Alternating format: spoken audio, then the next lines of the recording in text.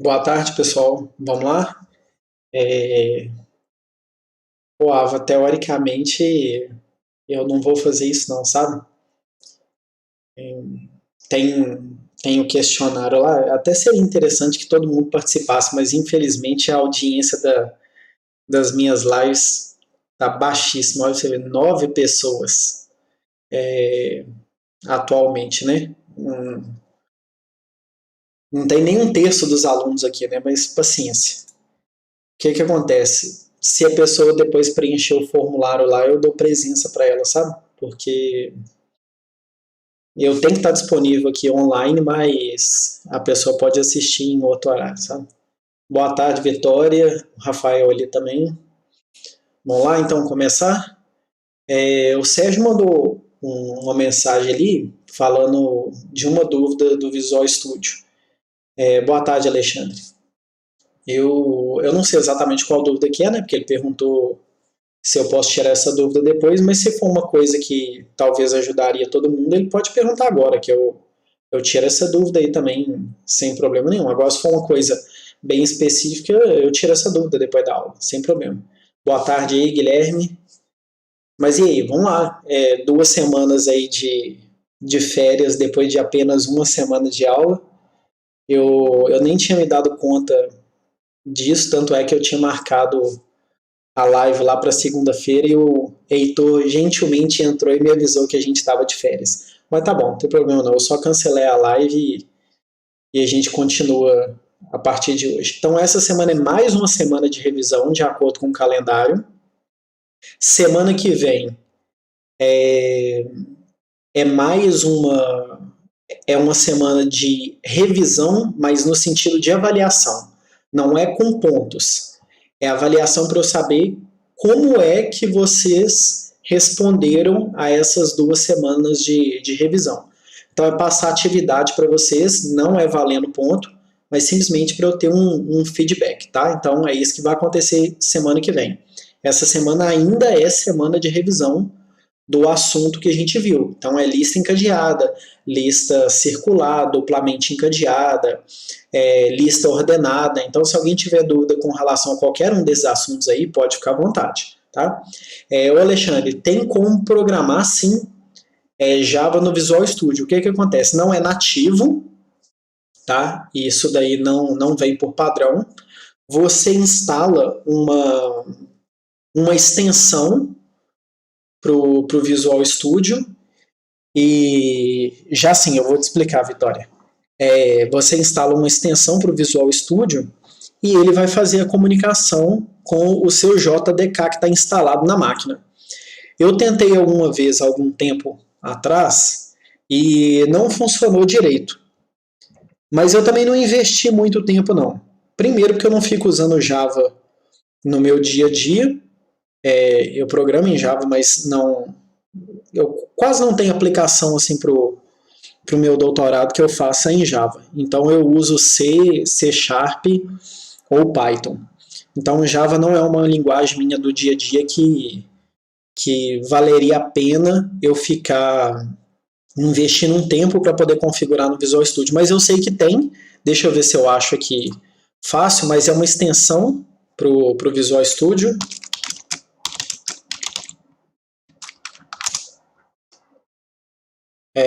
Aqui, ó, inclusive está até visualizado, o meu histórico nunca é apagado, então em algum momento da vida eu já vi isso daqui.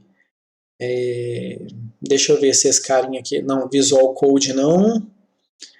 É porque tem para o Visual Code, mas eu estava falando do Visual Studio mesmo. Deixa eu ver se é esse aqui.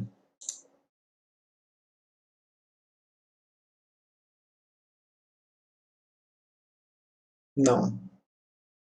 Mas tem sim. Deixa eu ver, inclusive esse do Stack Overflow aqui.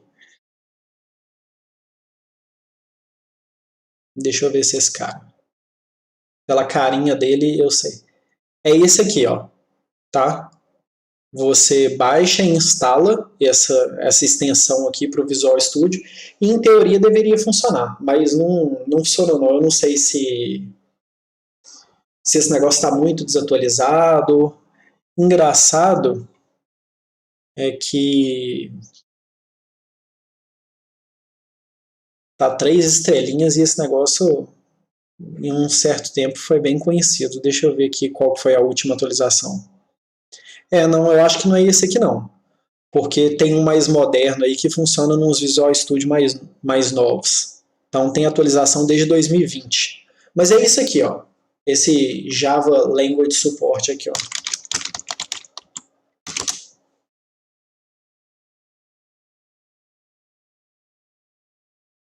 Depois teria que procurar com carinho, mas sei que tem, testei 1 ou 2 vezes, não consegui fazer funcionar e não insisti muito não.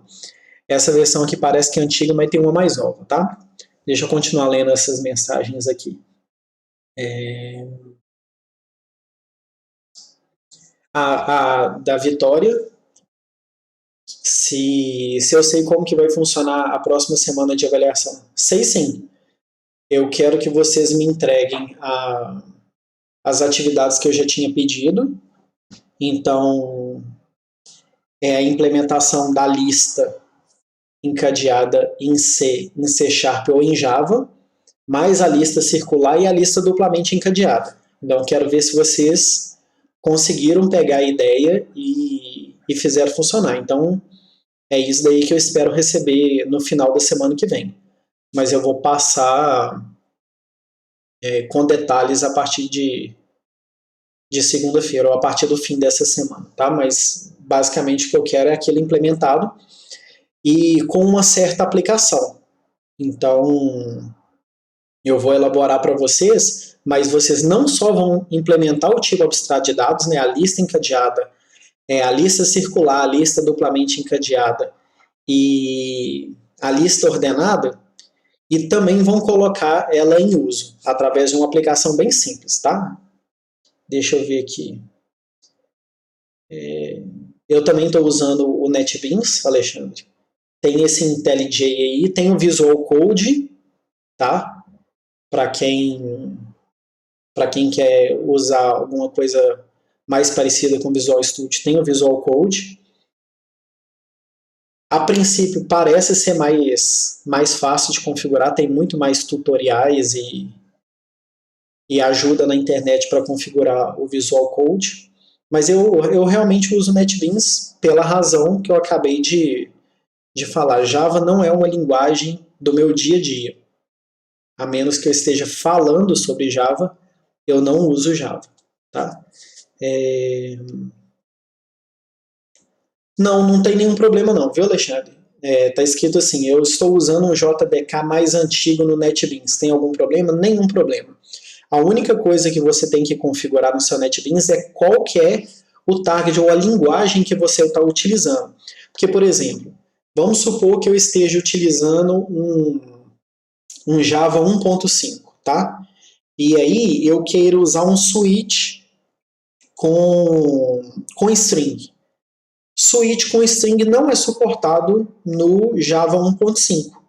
Então, se você tiver um JDK, estiver utilizando o JDK do 1.5, mas o seu NetBeans estiver configurado com um JDK do 1.7, por exemplo, a linguagem do 1.7, ele vai deixar você escrever um switch com string, mas ele não vai conseguir compilar seu código. Tá? Então não tem nenhum problema não, desde que você configure a linguagem do seu código com a versão correta do JDK que você está utilizando.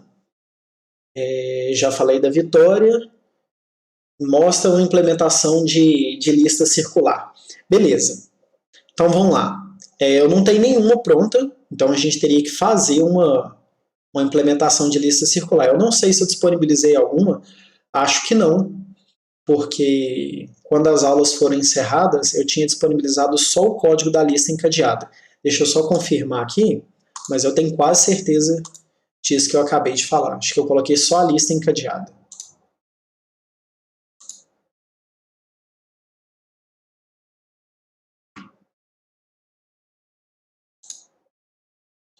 Aqui os exercícios, os slides e a implementação de lista encadeada em C Sharp.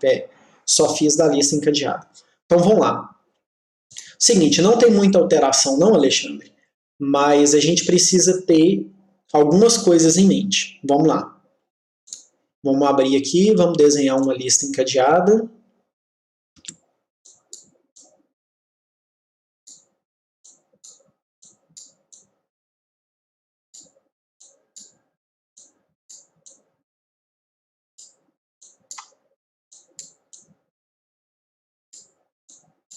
Vamos supor que eu tenha esses 4 itens de lista aqui. E eles estão encadeados da seguinte forma.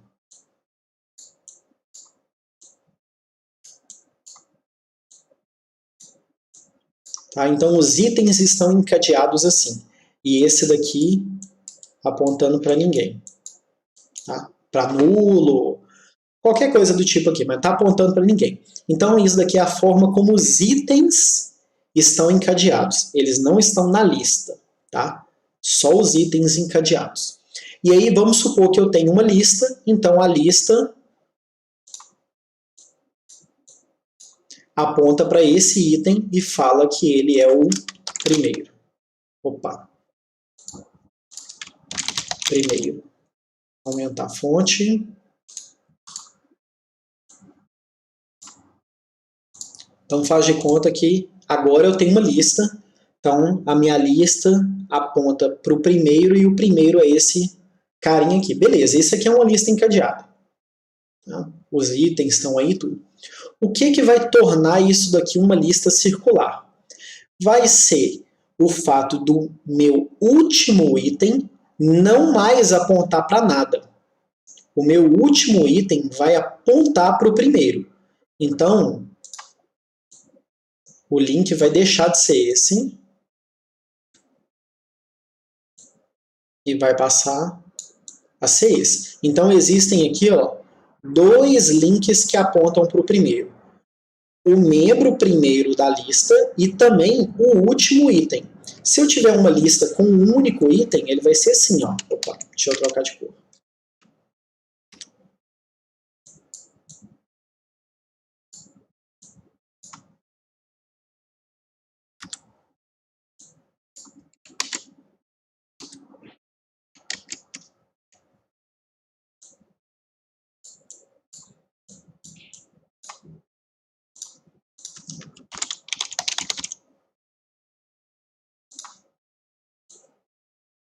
Então, isso daqui é uma lista com um único item. Tá? Então, o que acontece? A implementação dos meus algoritmos, ela continua exatamente igual. A única diferença é que eu não posso fazer uma iteração até eu chegar em nulo. Tá? Isso não posso mais fazer, porque isso não vai acontecer. Então, o que eu tenho que fazer? Eu tenho que salvar o endereço ou a referência do primeiro item, e aí eu tenho que fazer com que a minha iteração aconteça até que eu volte no primeiro. Daqui a pouco eu falo, viu? O Iago perguntou aqui, mas e quando o JDK e o JRE são diferentes? Como que faz? Daqui a pouco eu respondo aqui, continuando na lista circular aqui. Então vamos lá. O Lucas falou aqui, você também pode contar pelo número de elementos da lista, certo? Certo, tá? Inclusive, eu faço assim. Para isso que eu mantenho aquela informação do número de itens na lista. Aí alguém pode chegar e perguntar para ele assim, mas e se eu mudar o link de algum dos elementos da lista no meio do caminho e por aí vai? Aí tem 2 situações. Primeiro, se você está modificando o item da lista sem ser através das funções da lista, você já está fazendo errado. Então, a partir do momento que você está fazendo alguma coisa errada, você pode ter qualquer resultado. Tá? Não cabe discutir isso. Entendeu? Você chega e faz o projeto de uma coisa e a pessoa usa aquilo ali de forma errada, pode dar qualquer resultado.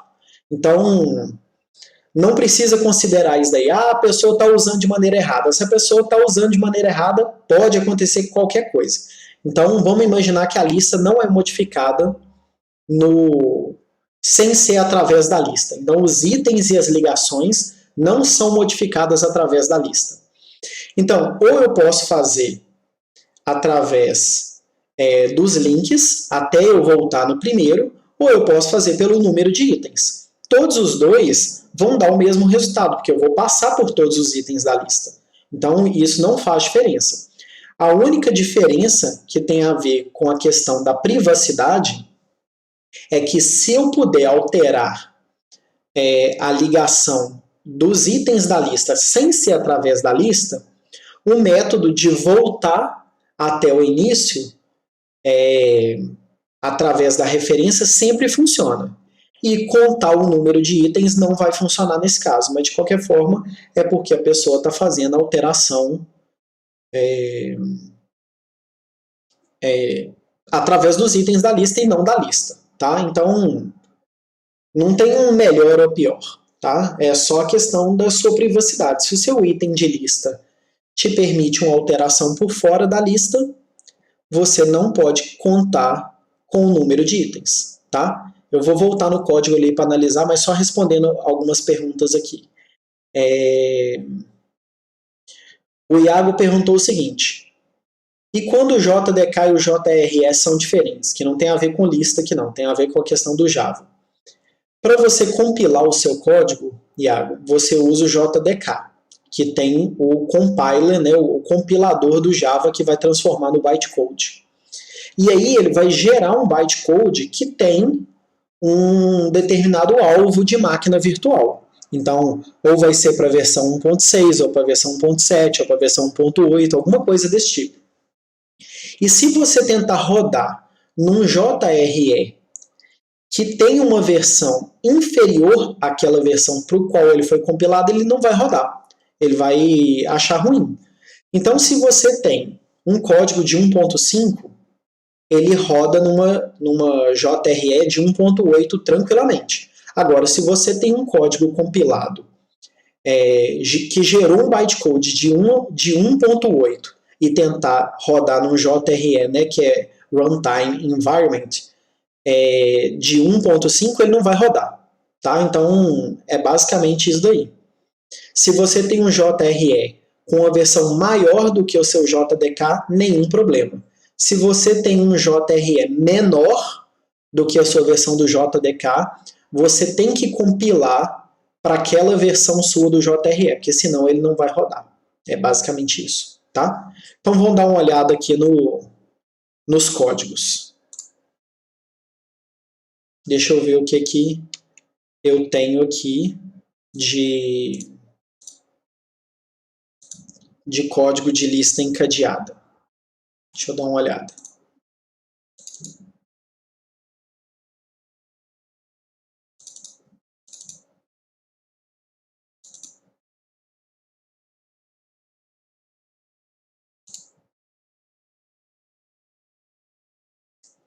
Vamos dar uma olhada aqui para continuar ainda na dúvida do Alexandre.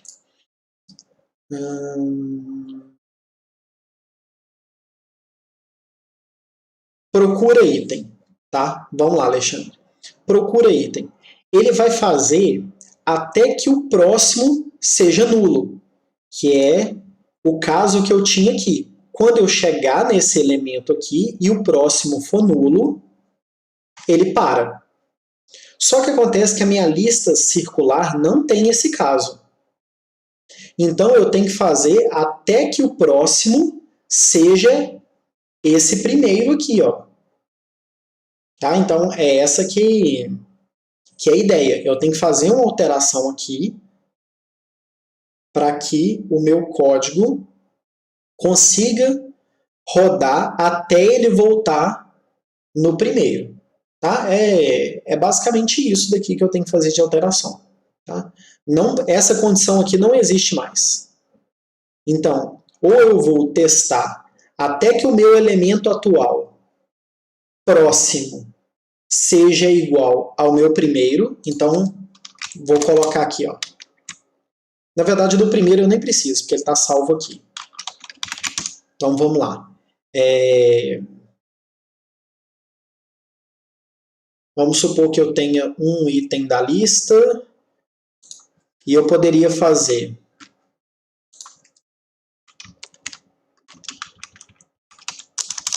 se o atual próximo for igual ao primeiro, eu saio, por exemplo. Tá? Então, eu não precisaria nem disso aqui. Poderia ser um while verdadeiro, por exemplo. Porque se chegar nesse caso aqui, ó, ele volta. Tá? Ele interrompe esse laço aqui. Porque aí eu vou passando próximo, próximo, próximo, próximo. Mas quando ele voltar no primeiro, cancela. Tá? Aí você tem que tratar o caso especial de eu não ter ninguém na lista. Tá? Porque quando eu não tenho ninguém na lista, isso daqui funciona. Porque aqui é nulo. Tá? Então, vamos imaginar que eu tenho ninguém na lista.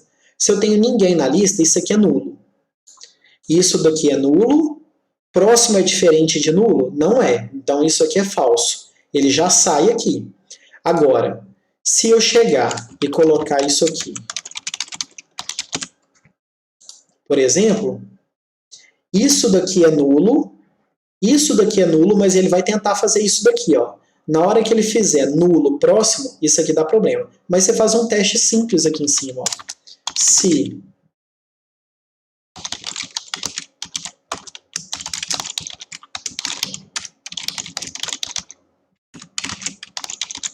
pronto, porque aqui, ó, não procura se a lista estiver vazia. Então, se eu cheguei aqui, ó, vou colocar um comentário aqui, ó. Se eu cheguei aqui, garantidamente a lista tem pelo menos um elemento. Tá? É certo, porque se ela não tiver nenhum elemento, ela saiu aqui. Então, se eu cheguei aqui, ela tem pelo menos um elemento, eu posso fazer isso daqui sossegado. Tá? Então, as alterações seriam basicamente essas aqui, para poder tornar a lista circular funcional. A mesma coisa aqui, ó. Tá? Então, todos os lugares que faz referência a um laço até que o próximo seja nulo, eu tenho que fazer alguma alteração tipo essa daqui, ó. Tá? É uma alteração bastante simples, mas é basicamente isso daí. O que são o atual e o próximo nessa implementação? O atual é o item que eu estou visitando no momento e o próximo é o próximo. Então, se eu tiver aqui, esse é o atual e esse é o próximo. Se eu tiver aqui, esse é o atual e esse é o próximo. Se eu tiver aqui, esse é o atual e esse é o próximo. Se eu tiver aqui, esse é o atual e esse é o próximo. Tá? Então, o que eu tenho que fazer de alteração nos meus códigos é isso. Eu não posso mais fazer iteração até o meu próximo ser nulo. Eu tenho que fazer até o meu próximo ser igual ao primeiro. Que, quando isso acontecer, é porque ele já deu a volta na lista. Tá? E tem a opção de fazer pelo número de itens também, igual o Lucas já tinha perguntado aí 2 perguntas anteriores. Né, quando ele fala, também pode contar pelo número de elementos na lista. Tranquilo?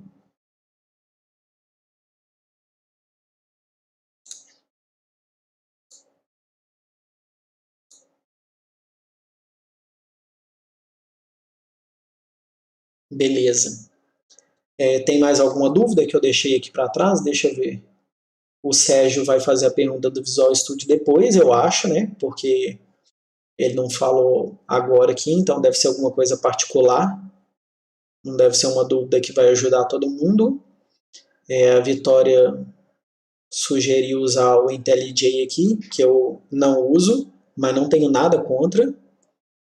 Tá? Nada, nada, nada contra. Eu só não uso, que quase não uso Java, só por isso.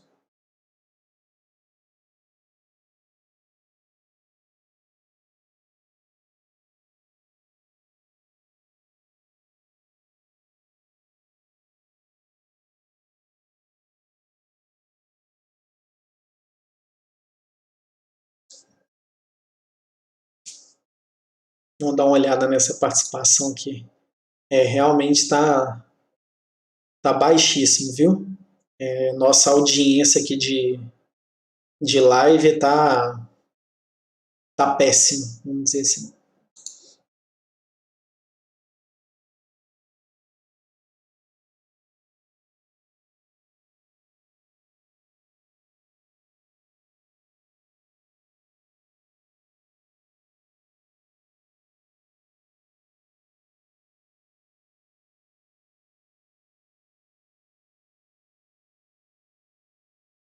E, gente, nenhuma dúvida mais?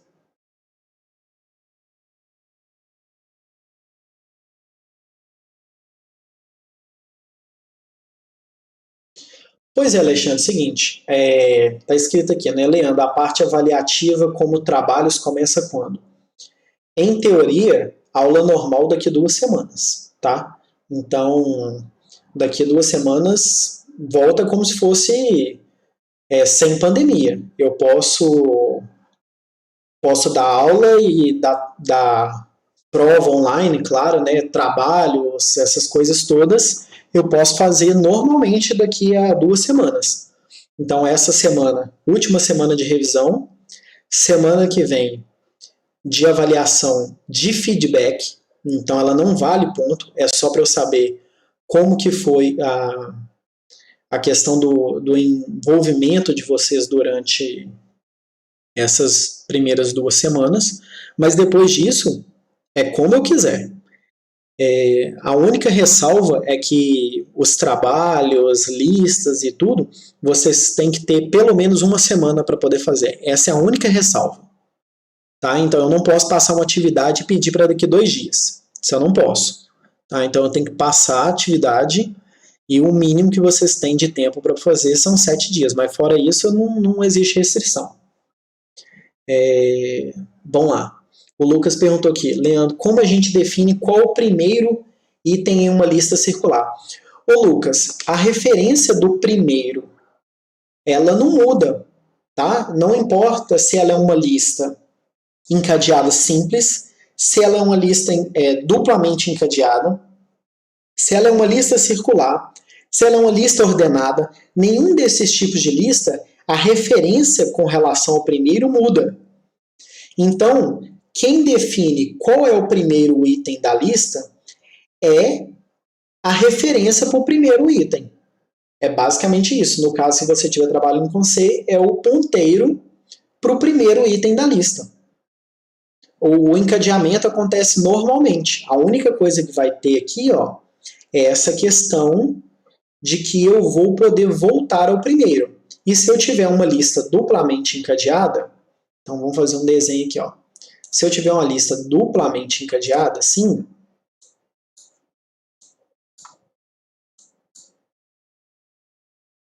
vou trocar a cor do link aqui, só para ficar mais fácil de visualizar. Não porque a cor é melhor, né, mas porque são cores diferentes. A única coisa que vai acontecer é isso aqui, ó. Na verdade, tá errado o meu desenho. É isso aqui, ó.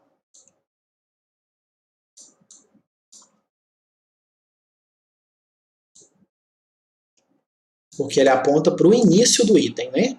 Não para o final dele.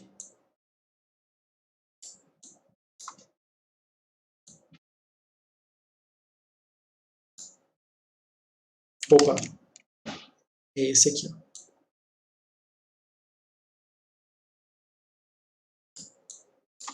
Tá? Então, se no caso aqui eu tenho uma lista duplamente encadeada circular. A informação do primeiro, continuando aqui na pergunta do Lucas, continua inalterada, tá? É simplesmente a referência ou ponteiro para onde começa.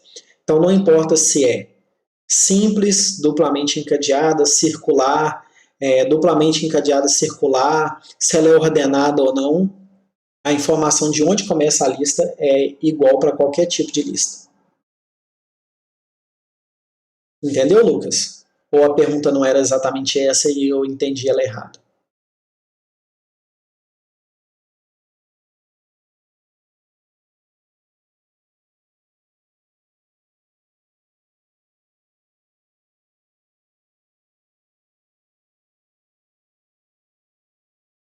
Beleza. Mais alguma dúvida? Alexandre, eu respondi também sua pergunta? Essa questão da parte avaliativa, que começa, em teoria, daqui a 2 semanas, que daqui a 2 semanas qualquer professor é livre para poder distribuir as atividades da forma como ele queira, tá? Desde que respeite essa questão de ter no mínimo 7 dias para fazer. Vamos lá aqui, ó.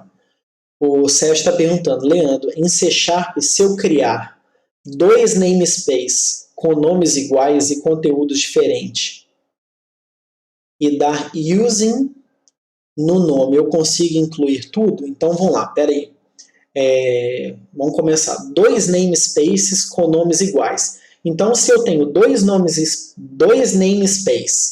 com nomes iguais, eu não tenho 2 namespaces, tá? Eu tenho um só.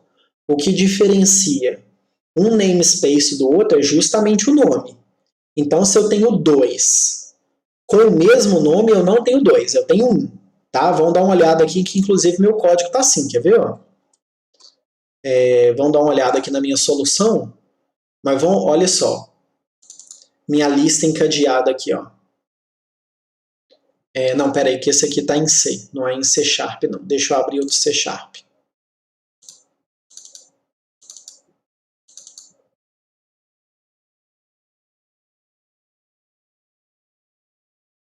Vamos lá, olha só. Eu tenho aqui lista. Qual que é o meu namespace da lista? Coltec.lista encadeada. E qual que é o namespace? Opa! E qual que é o namespace do meu item lista? Coltec.lista encadeada. Então, eu não tenho 2 namespaces, eu tenho um só. O fato de eles estarem em arquivos diferentes não tem relação aqui no C Sharp. Como eu expliquei algumas aulas atrás, a organização lógica e física no C Sharp, elas são diferentes. Então eu posso ter tudo num diretório só e simplesmente colocar em namespaces diferentes. Ou eu posso ter namespaces iguais em pastas diferentes, entendeu? Não tem essa relação de organização lógica e física como no Java. Então, eu poderia ter esses 2 arquivos aqui, ó, armazenados em locais completamente distintos e mesmo assim eles pertenceriam ao mesmo namespace, tá? Então, respondendo aqui sua dúvida, Sérgio, se você criar 2 namespaces com nomes iguais, você não tem 2 namespaces, tem um só.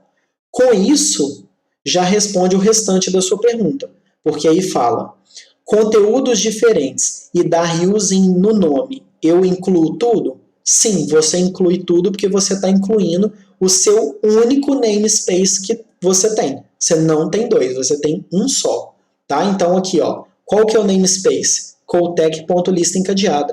Se eu vier aqui, ó, e der uma olhada, eu estou dando um using coltec.lista encadeada. Então eu estou incluindo esse e esse, tá?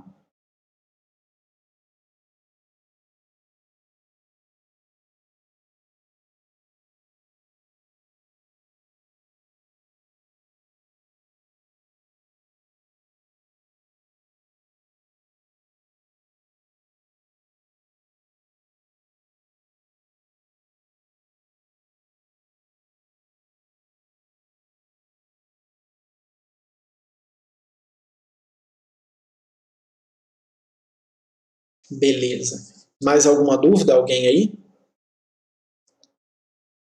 Inclusive, Sérgio, só para poder complementar aqui, eu posso ter um único arquivo com 2 namespaces diferentes, tá? Então, é uma bagunça danada, tá? Mas assim, eu poderia ter uma parte de um arquivo que está num namespace e uma outra parte que está em outro namespace, porque organização física e lógica são coisas distintas no C Sharp, tá? Em Java eu não posso fazer isso não.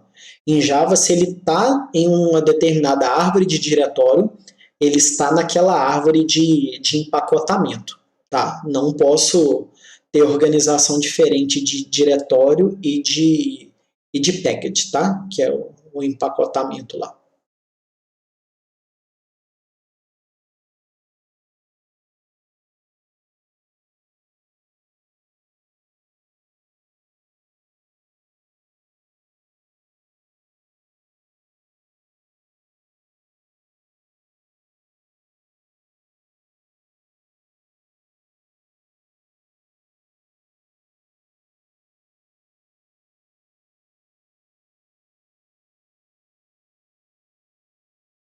Depois as pessoas que forem assistir esse vídeo aqui futuramente poderia responder o questionário lá e me falar por que não costuma participar no horário da live, tá? É simplesmente para eu ter um feedback, porque é muito baixa a participação aqui, ó. Olha só, a gente já tem aqui 37 minutos e a média de assistir é 18 minutos. Atualmente a gente tem 11 pessoas participando, uma turma com mais de 30. Entendeu? Então depois, na hora que você estiver preenchendo o formulário, estiver assistindo esse vídeo depois e for preencher o formulário, fala por que é que você não está assistindo. De repente o horário não está adequado, de repente 1h30 é o horário que você almoça todo dia, só para eu poder saber o porquê, entendeu? Porque se a gente tivesse aula física, você estaria nesse horário lá na sala de aula, mas no entanto não está online na live, tá? Vamos ver aqui, ó.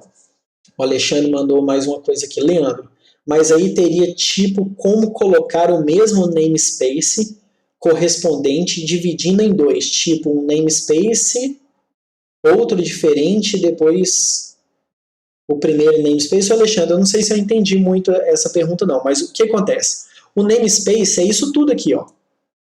Tá? Isso tudo aqui é o namespace. Então o que eu posso ir fazendo? Eu posso ir encadeando as coisas. Não tem nenhum problema não. Então, se for isso daí que você estiver perguntando, sem problema nenhum. Você pode criar um namespace, colocar outras coisas. É tranquilo isso daí. Tá? Agora, se não for exatamente isso daí que eu entendi, explica um pouquinho melhor. Porque o namespace é o nome que você coloca. Então, você que escolhe a sua organização, tá? Vamos ver aqui, ó. O Iago diz que PO é legal, mas não lembro qual a vantagem de usá-la ao invés do paradigma estrutural. É diferente, mas qual a vantagem? Primeiro, vamos lá, Iago. Pergunta interessantíssima. Olha só. O que programação orientada a objeto traz que estrutural de cara já não traz? Isso daí, por si só, já é vantagem suficiente, além de ter outras, né? Mas essa por si só já é suficiente para mim. É a questão da proteção. Tá? Então, vamos supor, se eu não quiser mostrar alguma coisa, eu tá com private aqui pronto, ninguém mais vê. Olha só, se eu voltar aqui no meu código, tem jeito de eu esconder essa estrutura de item de lista aqui? Não tem jeito, não tem jeito, entendeu? Se eu tenho uma lista aqui e essa lista tem um primeiro que é do tipo item lista, beleza, eu vou ter essa informação visível para todo mundo. Agora, se eu tiver se eu estiver usando orientação objeto, eu simplesmente posso falar, olha, isso aqui é private. De cara, tá? Então, assim, isso por si só já é legal. A questão de eu poder deixar o cara ler e não escrever também já é super legal. Então eu posso virar e falar assim, não, beleza, isso aqui, cara, você pode ler, eu vou deixar você ler, não tem problema não. Mas você não consegue alterar. Beleza, isso é legal, você também não consegue fazer com programação estruturada, no caso aqui do C, que a gente está conversando. Outra coisa, herança. Então vamos supor que eu faço uma classe que modela uma coisa. Se eu quiser estender a funcionalidade daquela classe, em orientação a objeto, o que eu faço? Eu pego aquela classe, herdo daquela classe e acrescento só o que me interessa. Se eu quiser fazer isso daqui em C, eu não tenho essa opção, eu tenho que copiar e colar. Eu copio, colo e renomeio. É isso daí, tá? Então eu vou copiar, colar, renomear e acrescentar as coisas que eu tenho que fazer. Outra coisa que tem a ver com herança. Polimorfismo, tá? Então vamos supor que eu tenha um lugar que espera uma lista. Então eu posso usar uma lista encadeada, uma lista circular, uma lista duplamente encadeada, tá? Porque o lugar espera uma lista. Então, o que acontece? O filho, ele modifica o comportamento do pai. Em que sentido? O jeito que uma lista encadeada, uma lista duplamente encadeada e uma lista circular são implementadas, elas são diferentes. Então, a maneira de andar nela não é a mesma coisa. Mas se o lugar espera uma lista, eu posso usar a lista que eu quiser, tá? E isso já é bastante legal, tá? Então, usar essas características que o polimorfismo traz para a gente, de eu ter uma classe filha de outra classe que modifica o comportamento da classe pai, mas mesmo assim eu ainda posso usar ela, isso é bacana demais. E outra coisa que é fantástico é a questão de eu ter sobrecarga. Tá? Então eu posso ter dois métodos com o mesmo nome. Tem um método que chama soma e espera dois int. E eu posso ter um método soma que espera duas outras coisas quaisquer.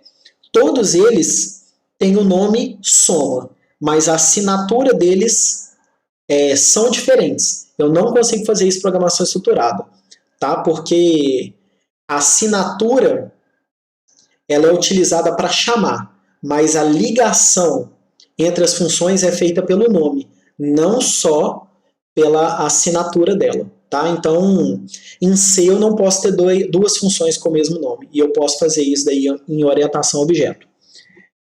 Então, assim, aí por fim, só para dar mais um aqui, tudo que a gente tem aqui na real, vamos dizer assim, são objetos, né? Então é muito mais fácil de eu fazer uma modelagem mais próxima da realidade numa programação orientada a objetos do que na programação estruturada. Tá? Então, assim, tem uma série de vantagens, tá? Uma série mesmo. A única coisa que realmente nem é um fator tão importante, mas que costuma, vamos dizer, ganhar, é que a programação estruturada ela tem menos cadeias de ligação entre as funções, tá? Quando eu tenho programação orientada a objeto, eu tenho o endereço dos métodos, as coisas assim, elas são mais ou menos, tá? Não vou entrar em detalhes disso agora, porque não é assunto de agora, senão vai complicar, mas vamos dizer que esses endereços podem mudar, tá? Então ele tem que ficar o tempo inteiro consultando isso. Então ele tem que fazer mais um passo do que simplesmente pular para aquela função e executar. Então, em geral, programação estruturada tem um desempenho melhor do que programação orientada a objeto. Ah, é 100% dos casos, Leandro? Claro que não. Tá? Não existe essa regra, mas de uma maneira geral, programação estruturada ela tem um desempenho melhor por essas questões de razão, por essas questões do endereço virtual, de eu ter que consultar uma tabela, tá? Então, assim, ainda assim é interessante saber programação estruturada. Sem contar que quando você está começando, que é o caso da gente, você saber que você vai exatamente para aquilo que está depois dele é bem interessante, tá? Você ainda não sabe nem controlar o fluxo diferente. Direito, né? Vamos dizer, diferente não, direito. Você não sabe nem controlar o fluxo ainda, direito. E saber que os negócios estão distribuídos na memória e pula para um lugar, pula para o outro, é meio complicado de encarar de cara, sabe? Então acho que é interessante a gente começar com alguma programação estruturada assim. Vamos lá. O Rafael fala assim, Leandro, o this é referente à classe ou o namespace? Nem a classe, nem ao namespace. O this é referente ao próprio objeto, tá? Então, é um objeto de uma determinada classe, mas é ao objeto, não é a classe. Se eu tiver algum método ou atributo estático, por exemplo, eu não posso usar this para acessar ele, porque this é com relação ao objeto. Qual objeto? Ao objeto que eu estou naquele momento, a esse objeto, por isso this, tá? Então não é nem referente à classe, nem referente ao namespace, é referente ao objeto. This no caso do Java e de C Sharp e self, por exemplo, no caso de Python. Então, assim, o nome da palavra reservada em si não importa tanto, tá? Mas é sempre com relação ao próprio objeto. Teria como repetir o que você falou de herança em PO? Tem sim. O que acontece? Vamos supor, o Alexandre, que eu tenha uma classe chamada lista, tá? Que é o que a gente está trabalhando agora. E essa lista, ela tem alguns métodos, tipo ir para frente e ir para trás. Estou só supondo, tá? E aí o que acontece? Você tem agora uma classe, eu não estou falando de interface, tá? Se alguém estiver assistindo esse vídeo aí mais para frente e tiver visto interface, alguma coisa do tipo, é outro assunto. Aqui eu estou assumindo que ninguém viu interface ainda. Então vamos supor que eu tenho uma classe, e essa minha classe chama lista. E ela tem um método que vai para frente e vai para trás, tá? E aí ela é implementada com uma lista encadeada, só para você entender. Uma lista encadeada simples. Quando eu vou para frente, beleza. Agora, quando eu vou para trás, não tem como eu fazer isso de cara. Então, o que eu faço? Eu tenho que voltar no início da lista e ir caminhando até eu chegar no item imediatamente anterior ao item que eu estava antes, porque afinal de contas eu estou indo para trás. Mas não existe uma ligação com o item de trás. Agora, vamos supor que eu crie uma classe que herda dessa lista, mas ela agora é uma lista duplamente encadeada. Tá?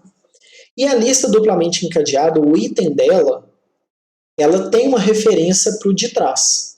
Então eu continuo tendo a função de ir para frente e ir para trás, mas agora o ir para trás é muito mais fácil. Eu não tenho que voltar no início e caminhar até chegar no item anterior. Eu simplesmente vou um item para trás. Então o que a herança ela me permite? Ela me permite que eu pegue uma classe, herde tudo daquela outra classe e adicione coisas. Tá? Então ela é filha daquela classe com mais coisas. Então vamos supor que eu esteja falando que eu tenho uma classe chamada processador, por exemplo, tá? E aí eu tenho uma classe chamada processador Intel, que herda de processador, e eu tenho uma classe chamada processador AMD, que herda de processador, tá? Então, se tem um lugar que espera processador, eu posso passar tanto o processador Intel quanto o processador AMD. Porque ele espera um processador, não importa qual. Agora, se eu tiver um lugar que espera um processador Intel e eu passo um AMD, isso não funciona. Tá? Por quê? Porque como ele não sabe o que o Intel tem que o AMD não tem e vice-versa, ele só pode utilizar as coisas que são comuns. Então, um lugar que espera processador, ele vai utilizar do Intel aquilo que todo processador tem e ele vai utilizar do AMD aquilo que todo processador tem. Ele não vai utilizar as coisas específicas do Intel e as coisas específicas do AMD. Então, essa questão de herança ela é importante porque eu consigo passar um tipo que é filho de outro tipo, mas aí ele vai utilizar aquelas coisas que são mais comuns do que as coisas que são específicas. É tipo você compilar o seu programa. No contexto aqui, se eu sei que o meu programa é para uma arquitetura específica, eu vou compilar para ela e ela vai usar todo aquele conjunto de instruções daquela arquitetura. Agora, se eu não sei exatamente qual é a arquitetura que eu vou usar, eu tenho que compilar ela para uma arquitetura mais geral, para que ela rode em qualquer arquitetura. Tá? Então, não sei se meu exemplo ajudou para falar coisas de herança, mas a intenção é mais ou menos essa daí, tá? Vamos ver aqui. O Lucas falando, professor, tem como uma classe que é filha de outras duas? Não. Sim e não, tá? Vamos lá, Lucas. C++ permite herança múltipla. Então, em C++ eu consigo fazer isso aí que você está querendo. Mas herança múltipla eu tenho, assim, tão encapetado que nenhuma linguagem orientada a objeto moderna implementa isso daí, tá? Porque, assim, tem mais malefício do que benefício. Então, C++ tem? Tem. Depois disso, eu desconheço. Deve ter outras, né? Eu não conheço todas as linguagens, claro que não. Mas depois disso daí, que eu saiba, toda linguagem moderna tirou esse negócio de herança múltipla. Então, o que tem hoje? Você pode implementar duas interfaces diferentes. Não falei de interface ainda, mas quando chegar esse momento, vocês vão entender. O problema da herança múltipla é ter duas implementações. Quando eu tenho duas interfaces diferentes, eu só tenho uma implementação. Então, eu não tenho esse problema. Então, respondendo aqui ao Lucas, tem como fazer uma classe que é filha de outras duas? Se for, do ponto de vista de classe, herança, em C# e em Java, não. Em C++, sim. Aí ele dá um exemplo, né? Tipo uma lista duplamente encadeada e circular ao mesmo tempo. Tá? Não tem como não. O Rafael falou que entendeu. Então, com relação ao this, que ele perguntou, vamos ver aqui o Iago. Professor, como assim um método com dois nomes? Não entendi. Tipo o mesmo nome. Não um método com dois nomes, não. É dois métodos com o mesmo nome. Tá? Um método com dois nomes não tem jeito, não. São dois métodos com o mesmo nome. Tipo isso aqui, ó.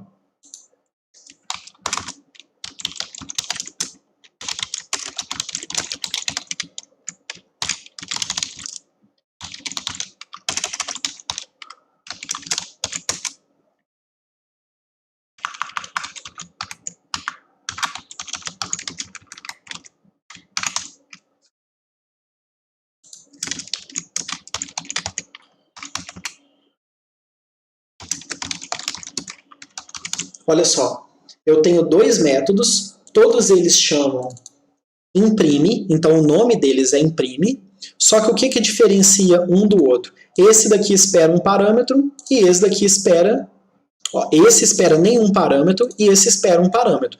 Então, se eu chamar a função imprime sem nada, ele vem para essa. Se eu chamar a função imprime passando um string, ele vem para essa. Tá? Então, não é um método com dois nomes, não. São dois métodos com o mesmo nome. Se eu uso lista encadeada no meu dia a dia, eu uso demais. Eu uso lista encadeada demais da conta. Deixa eu abrir alguma coisa aqui do meu doutorado aqui, ó. Mas uso sim. Quer ver?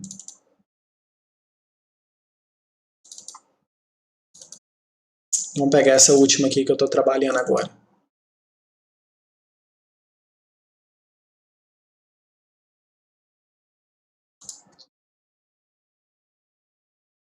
Aqui, ó.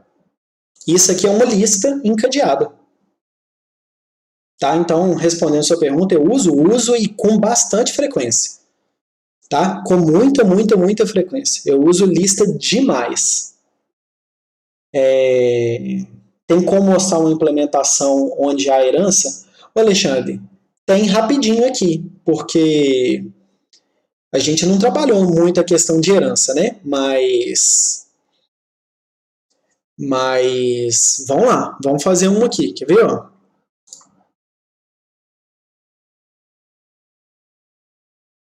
Deixa eu ver se eu já tenho alguma pronta aqui.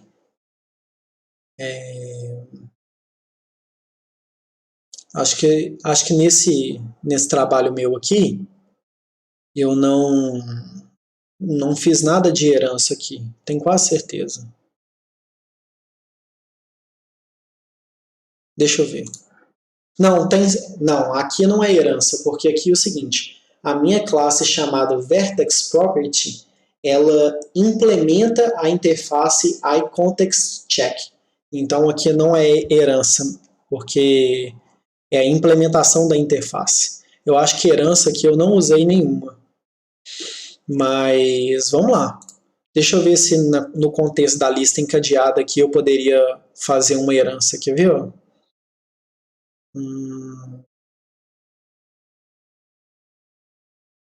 Estou tentando pensar em alguma coisa útil aqui. Talvez eu faça alguma coisa inútil, mas didática. Vamos ver aqui, ó.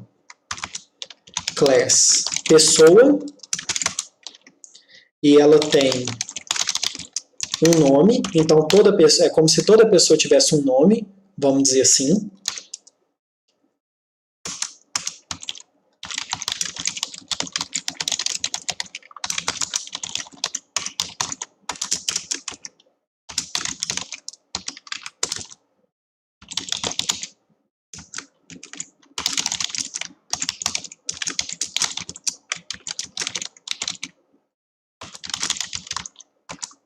Então faz de conta que a pessoa só pode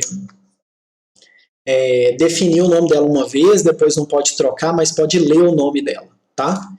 E aí eu vou ter uma classe chamada funcionário, por exemplo. E o que é que eu estou esquecendo aqui? Ah, tá. O nome dela aqui. Mas vamos lá. Deixa eu pensar aqui.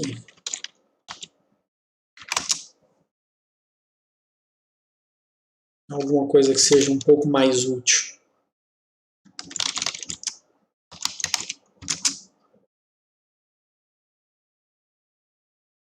E profissão, sei lá.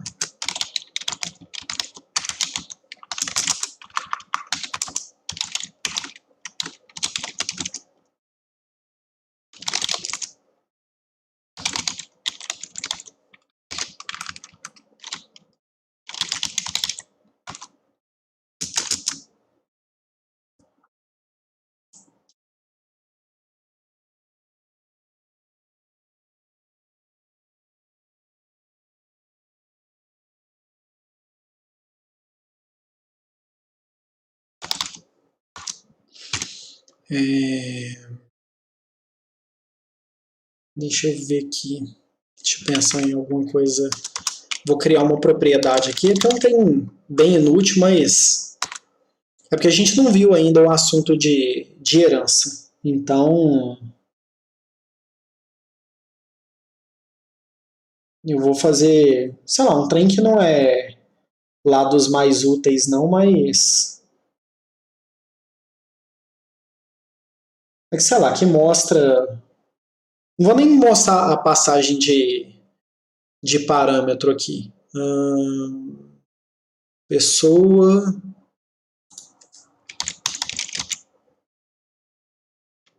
O que é que eu estou fazendo aqui errado? Às vezes eu esqueço como é que faz esse negócio. Mistura as linguagens todas.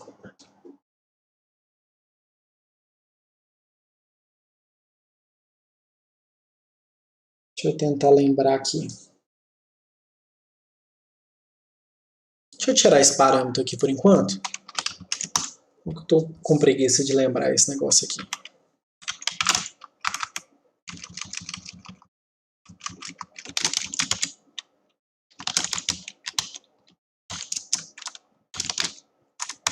Só para facilitar minha vida aqui no momento. Esqueci o que é que eu estou fazendo de errado ali e vai acabar aqui nosso horário. Acho que é mais fácil fazer uma coisa mais simples aqui.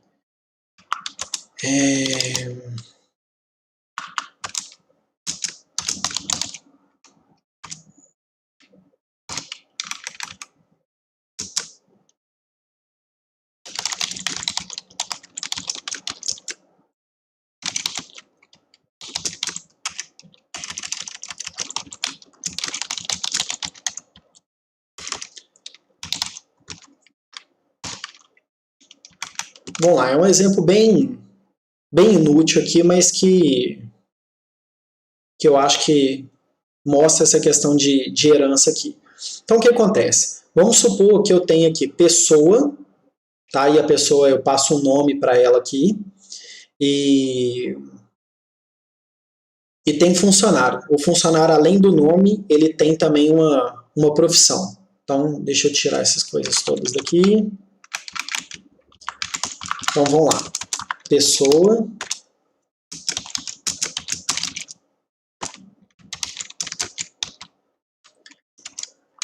Não vou inicializar nada e faz de conta que o nome é Leandro. Olha só o que P1 tem. P1 só tem nome, tá? Só tem nome, porque ele é do tipo pessoa. Agora, vamos supor que eu tenho aqui pessoa, P2,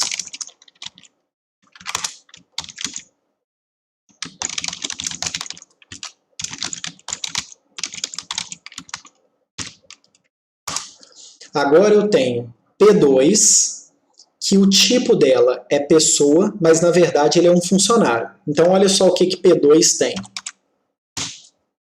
P2 só tem nome também. Por que só tem nome? Porque pessoa aceita qualquer tipo de pessoa. Então aceita tanto pessoa quanto funcionário. Só que eu só posso usar aquilo que é comum a todas as pessoas. Tipo no exemplo que eu falei do processador. Se eu tenho uma classe que é processador, tem uma que herda que é Intel e tem outra que herda que é AMD, no processador eu só posso utilizar aquilo que é comum a todo mundo. Então aqui no P2 eu só consigo ver o que é comum em pessoa. Então continua só o nome. Agora olha só.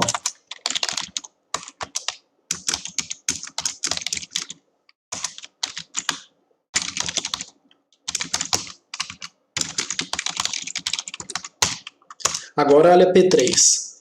P3 tem nome e profissão. Ah, ele é pessoa? É, ele é pessoa. Afinal de contas, através de herança, funcionário também é pessoa.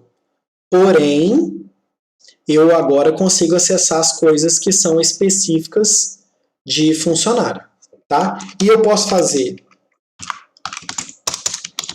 funcionário P4 igual a new pessoa? Não posso. Isso eu não posso fazer. Por quê?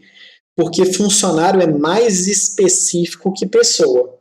Então, não serve qualquer pessoa em funcionário. Só serve funcionário ou quem herda de funcionário. Então, isso daqui eu não consigo fazer, tá? Qual é a função do new? New é criar o objeto, tá? Na hora que eu chamo o new, ele entra no construtor da classe. Aqui, ó. Aqui ou aqui. Funcionário é filho de pessoa? Sim. Funcionário é filho de pessoa. Aqui, ó. Funcionário é a classe e em C#, quando uma classe herda da outra, eu uso 2 pontos. Tá?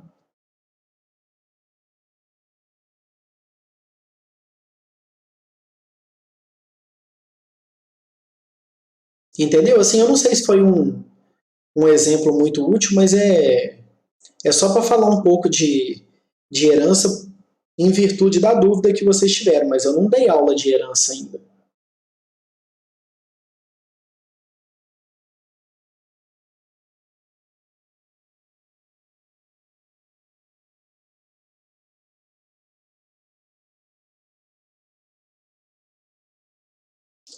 Vamos lá, o Iago está perguntando aqui.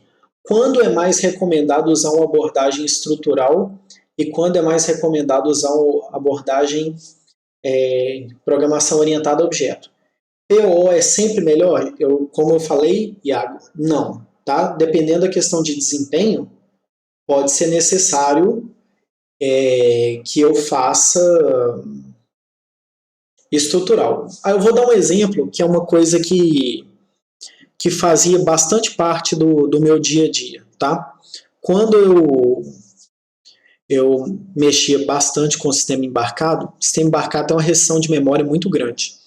Então, às vezes é muito complicado de você utilizar programação orientada a objeto ou todos os recursos de programação orientada a objeto, tipo coletor e por aí vai, tá? Gerência de memória, porque você simplesmente não tem RAM. Então, se não tem RAM, não tem o que você fazer.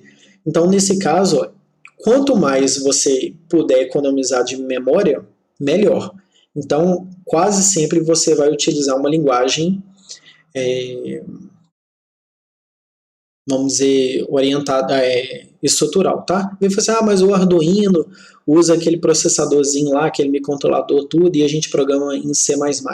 Programa. A linguagem é C++-like, mas ele está longe de ter os recursos de orientação a objeto, tá? Longe, longe, longe. Aquilo ali é um subconjunto, tá? Então, é só para a pessoa usar C++ porque ela está familiarizada com C++, mas ela não consegue fazer tudo que ela faz tranquilamente num PC não, tá? Tem um pouco mais de restrições, então a gente tem que tomar cuidado com essa questão, tá? Então depende, se for desempenho, provavelmente eu vou utilizar uma linguagem estruturada ou uma linguagem orientada a objeto bem próximo da estruturada, tipo C++ com um subconjunto. Java é mais frequentemente utilizado em que tipo de aplicação? É o seguinte, Iago, realmente depende do ambiente que você vai rodar, tá? Então, vamos supor que eu tenha um servidor Microsoft. Eu tenho um servidor Microsoft, então é bem provável que eu vá utilizar num servidor Microsoft coisas relacionadas com a Microsoft, tá? Então, todo o ambiente que a Microsoft fornece para a gente. Agora, vamos supor que eu tenha um ambiente Linux, então não é Microsoft. Então, eu tenho que utilizar as coisas um pouco mais livres, assim, tá? Então, é bem comum que comece a aparecer PHP, Java, essas coisas mais do tipo assim. Não é que eu não posso utilizar num servidor Microsoft, claro que posso. Só que o servidor Microsoft, em geral, é mais caro, tá? Tem licença e tudo. Então eu vou utilizar essas coisas em coisas Microsoft em servidores Microsoft. Agora, quando eu tenho um servidor Linux, por exemplo, um monte de implementação de web server são feitos em Java, tá? Muitos, muitos, muitos. E outra coisa, mesmo que você não esteja programando em Java, você pode estar programando em um Java-like. Por exemplo, se você estiver programando para Android, a linguagem que você utiliza é um Java-like. Não é Java, porque não é uma máquina virtual Java que roda no Android, tá? É a máquina do Android.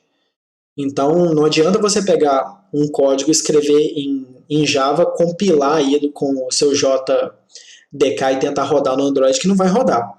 Mas se você estiver programando para o Android, a linguagem que você utiliza é Java-like.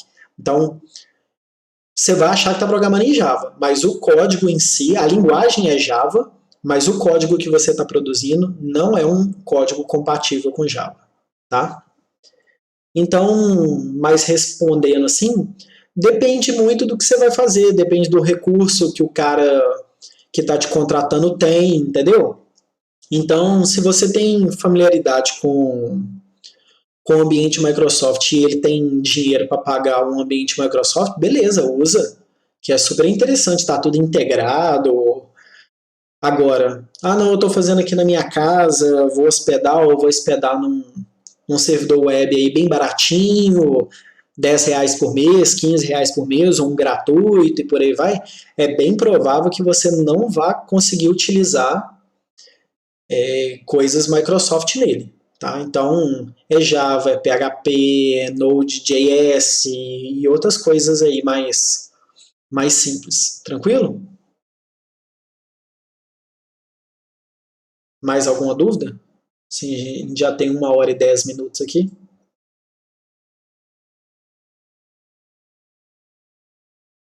Ô Sérgio, aonde que você quer tirar essa dúvida aí? Você vai me mandar um e-mail agora? Que eu vou encerrar a live agora.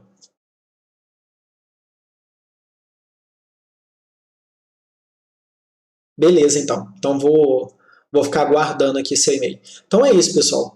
Eu vou fazer mais vídeos com relação à lista encadeada. Até mais, Alexandre.